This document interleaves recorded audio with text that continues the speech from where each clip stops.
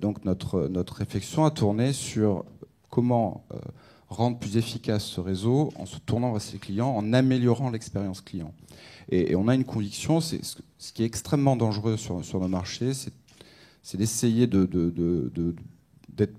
très intelligent et de gérer les problématiques des clients pour leur compte.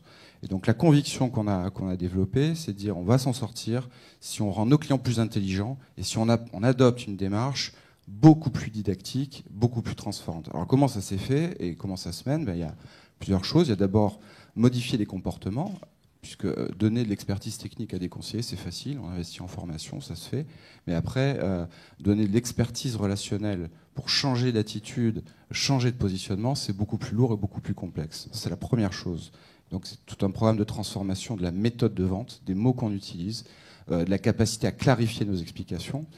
Et la deuxième chose qu'on a faite, c'est qu'on a lancé un projet de réoutillage du réseau, puisqu'on était sur des process relativement anciens, avec beaucoup de papier, et avec le conseiller qui était l'interlocuteur unique et absolu du client. On a décidé de réoutiller notre réseau, puisqu'il y a 3 ans que les conseillers avaient une mallette qui pesait un peu moins de 6 kilos, donc avec un portable, avec une imprimante, et quand on s'installait chez le client, donc il fallait de la place pour brancher tout ça. Bon.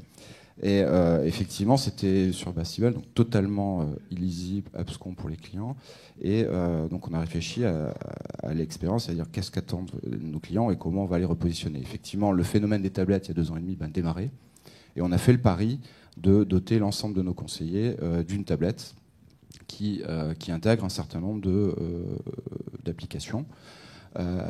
Donc de 2 types principalement. D'abord des applications de support à la vente. Je vais y revenir, c'est très important dans la démarche. Et on est allé plus loin, parce que ça, démontrer des produits au travers des tablettes, je ne dis pas que c'est facile, mais je dirais que la technologie est relativement facile à maîtriser quand même.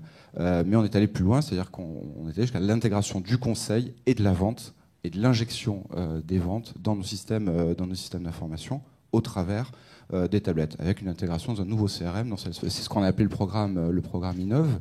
Et donc, dans Innov, comme je vous le disais, il y a 2 composantes. Première composante, donc d'outils d'aide à la vente. Alors, on a appelé ça des soyons clairs. On essaie d'expliquer, donc c'est toutes les dimensions de notre offre, et de manière ludique et didactique, comment expliciter nos sujets avec des mots que les gens comprennent. Donc, on a beaucoup testé, beaucoup travaillé avec des clients pour améliorer tout ça. Donc ça, c'est toute la partie argumentation. Et puis ensuite, la partie conseil. J'ai oublié une étape importante, c'est qu'en 2010 aussi, la réglementation a évolué. Donc, la fameuse loi de modernisation de l'économie qui impose à tous les acteurs désormais de prouver aux clients, de prouver aux autorités qu'on a bien étudié les attentes du client et que le produit qu'on lui a conseillé correspond parfaitement à son profil, à son niveau de conscience. Et donc, on a intégré toute cette démarche en la valorisant dans l'outil et en repositionnant, et la somme de ces 2 outils nous permet de repositionner le conseiller aux côtés du client et non pas comme expert. Avec, je vous le disais, un objectif clair, c'est comment je rends mes clients plus intelligents et plus responsables de leurs choix.